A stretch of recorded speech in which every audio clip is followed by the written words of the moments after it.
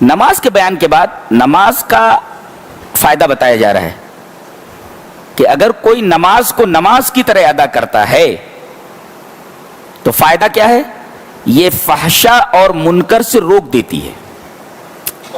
یہاں ہم رک کر فحشا اور منکر کا مطلب بتا دیتے ہیں کہ فحشا کسے کہتے ہیں؟ جس سے نماز روکتی ہے. اور منکر کسے کہتے ہیں؟ کہ نماز جس سے روکتی ہے.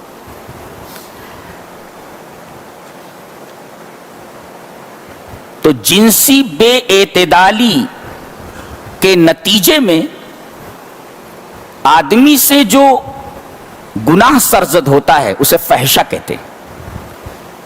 جی، جنسی بے اعتدالی، شہوت کی بے اعتدالی سے،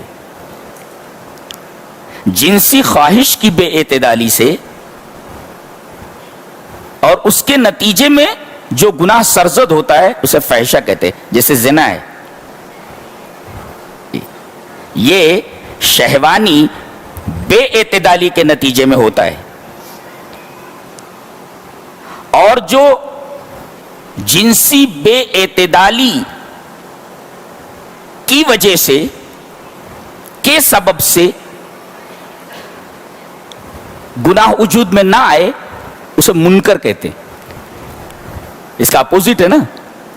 جنسی بے اعتدالی کے نتیجے میں جو گناہ سرزد وہ فحشا ہے، اور جنسی بے اعتدالی کے علاوہ کسی اور چیز کے نتیجے میں اگر کوئی گناہ سرزد ہوتا ہے تو وہ منکر ہے. منکر کی تعریف بعض مفسرین نے اس طرح کی ہے کہ کل ما تنکر الشرائع والعقول السلیمۃ. منکر ہر وہ گناہ ہے جس کی تمام شریعتیں مذمت کرتی ہوں. حضرت آدم سے لے کر نبی کریم صلی اللہ علیہ وسلم تک جتنے انبیاء کرام آئے اور جتنی شریعتیں ان کو دی گئیں، ہر شریعت کہتی ہے یہ چیز اچھی نہیں ہے. تو شریعتیں جس چیز کو برا کہیں اور ساتھ ساتھ عقل سلیم بھی جس کو برا کہے تو وہ چیز منکر ہے. تو شریعتیں جس گناہ کو، جس کام کو برا کہیں وہ منکر ہے، اور عقل سلیم جس کام کو برا کہے وہ منکر ہے. یہ منکر کی تعریف ہو گئی. اور فحشا کی تعریف تو آپ کو معلوم ہوگی کہ جنسی بے اعتدالی کے نتیجے میں جو گناہ سرزد ہو اسے فحشا کہتے ہیں. غور کریں گے تو آپ کو معلوم ہوگا کہ دنیا کے جتنے بھی جرائم ہیں وہ سب سمٹ کر کے انہی دونوں کے درمیان آ گئے، انہی دونوں کے اندر آ گئے.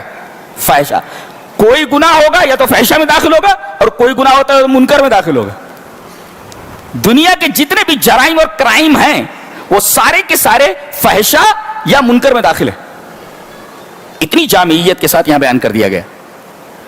اور اگر ان دونوں چیزوں سے بچنا ہے تو آدمی کو چاہیے کہ نماز کو نماز کی طرح ادا کرے.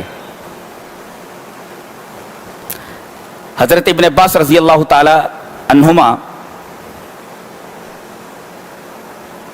کا قول ہے کہ من لم تنہہ الصلاۃ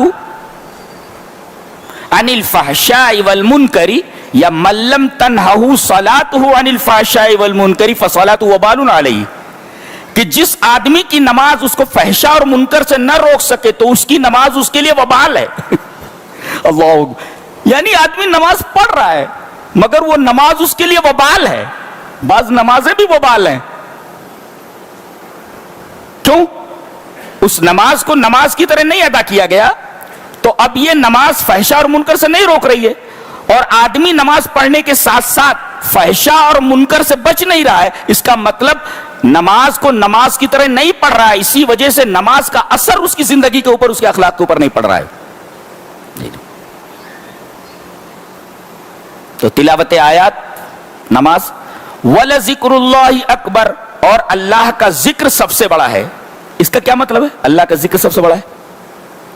اس کا مطلب شیخ الاسلام ابن تیمیہ رحمۃ اللہ نے یہ بتایا ہے کہ نماز میں آدمی جو ذکر کرتا ہے وہ ذکر فحشا اور منکر سے سب سے زیادہ روکتی ہے. اس کا یہ مطلب نہیں ہے کہ اللہ کا ذکر نماز سے بہتر ہے، اللہ کا ذکر تلاوت آیات سے بہتر ہے، اللہ کا ذکر نماز میں کیے گئے ذکر سے بہتر ہے؟ نہیں، بلکہ وَلَذِكْرُ اللَّهِ اکبر کا مطلب یہ ہے کہ نماز میں جتنے اذکار ہیں یہ اذکار سب سے زیادہ آدمی کو فحشا اور منکر سے روکتے ہیں۔ یہ ابن تیمیہ رحمۃ اللہ علیہ کی تشریح ہے وَلَذِكْرُ اللَّهِ اکبر کے تعلق سے۔ تو ہمیں کیا کرنا ہے؟ قرآن کی تلاوت کرنی ہے، سمجھنا ہے، اور نماز کی ادائیگی کرنی ہے، اور تیسرے اللہ کا ذکر کرتے رہنا ہے۔